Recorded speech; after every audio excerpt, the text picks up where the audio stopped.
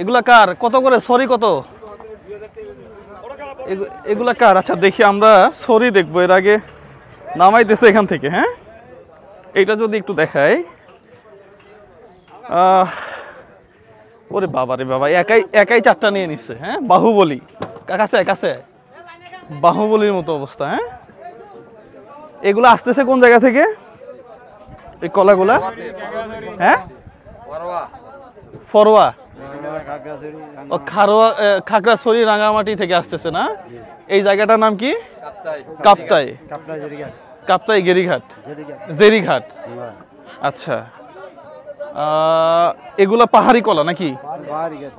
পুরাই পাহাড়ি কলা।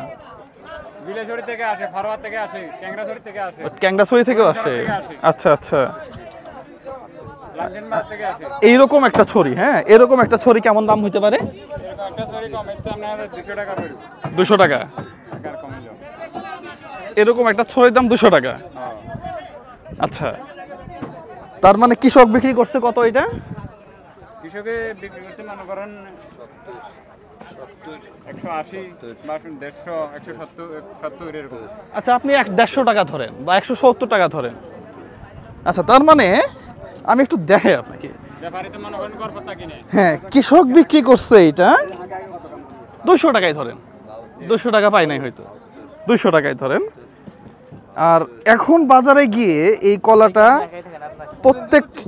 প্রত্যেক 12টা বিক্রি হবে 150 টাকা, 120 টাকা, 130 টাকা, 140 টাকা, মানে 12টা বিক্রি হবে।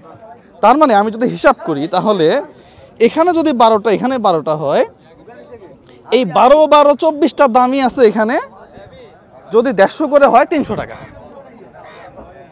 24টা কলার দাম 300 টাকা। অথচ কৃষক এটা বিক্রি করলো মাত্র 150 থেকে 180 টাকা। আপনি বুঝেন, যদি এরকম হয়। ঠিক আছে ভাই, থ্যাংক ইউ। আচ্ছা, বাহুবলী, এনাদের ডায়াবেটিস নাই মনে হয় না? ডায়াবেটিস আছে শরীরে? কোনো রোগ টোগ আছে? ডায়াবেটিস, ডায়াবেটিস আছে কিনা? হ্যাঁ, হেয়ার বলে মাজা ভাঙ্গা।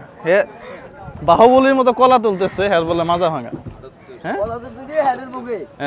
হেয়ার বলে মাজা ভাঙ্গা। আচ্ছা, যেটা বলতেছিলাম আর কি, যে কৃষক বিক্রি করলো 150-200 টাকা, বাজারে গিয়ে 24টা কলার দাম হয়ে গেল 300 টাকা।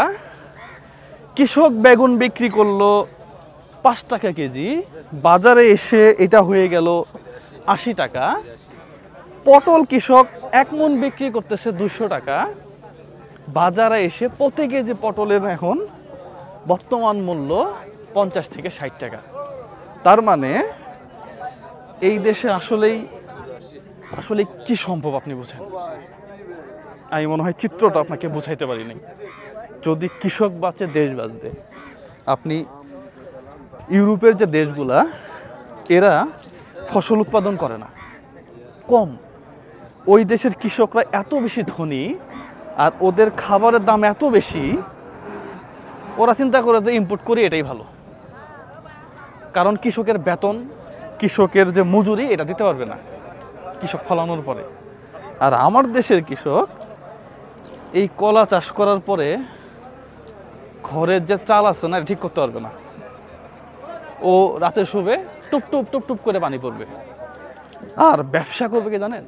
ব্যবসা করবে এই যে ঘাটালা যারা আছে, ব্যাপারী যারা আছে, যারা এই জায়গাগুলো ডেকে নিছে, হ্যাঁ, তারা করবে ব্যবসা।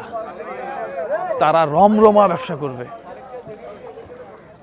আপনি মুরগি পেলে লস করবেন, আর যেই ভদ্রলোক মুরগি বিক্রি করবে সে লাভ করবে। যেই ভদ্রলোক মাঝখান থেকে ম্যানেজ করবে, এক জায়গা থেকে নিয়ে আরেক জায়গায় দিবে, মানে ফার্ম থেকে নিয়ে ওই ক্রেতা পর্যন্ত আসতে যে পাইকার বা এই সেই, তারা লাভ করবে। আমার নিজের মুরগির ফার্ম বন্ধ, বুঝছেন আপনি? আসলেই অবাক লাগে আমার কাছে। সব জায়গায় ডিজিটাল হয়েছে, কিন্তু কৃষক ফলানোর পরে পণ্যটা যে সাধারণ ক্রেতার কাছে দিবে, এই জায়গাটাতে এখনো ডিজিটাল আমরা হইতে পারি নাই। সবার জন্য শুভকামনা।